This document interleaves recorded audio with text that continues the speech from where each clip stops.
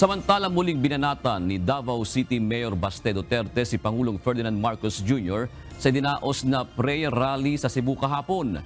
Ayon kay Mayor Baste, scam ang ipinangako ni PBBM na 20 pesos per kilo na bigas. Muli ring pinuna ng alkalde ang People's Initiative na anyay naglalayon lamang na patagalin ang termino ni Pangulong Marcos Jr. Binanatan din nito si House Speaker Martin Romualdez na anyay naging speaker lamang dahil siya ay pinsan ng Pangulo.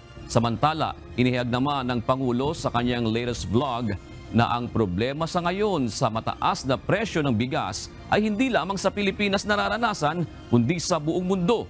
Ito ang tugon ng Pangulo sa isa sa mga nagpadala ng sulat sa kanya.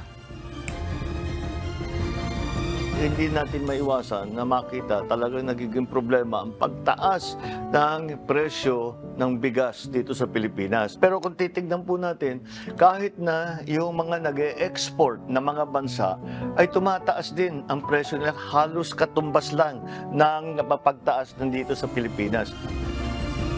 Sinabi pa ng Pangulo na batay sa pag-aaral, kahit ang Vietnam at Thailand na nag-e-export ng bigas ay nakararanas din ng pagtaas ng presyo ng bigas.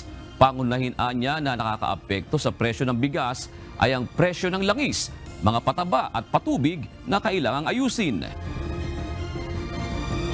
Ginagawa natin lahat upang naman ang produksyon natin ay maging sapat na hindi na tayo nag-i-import, mababawasan ang mga inputs kung tawagin para sa ating mga farmer at sana naman may stabilize man lang natin yung presyo ng bigas.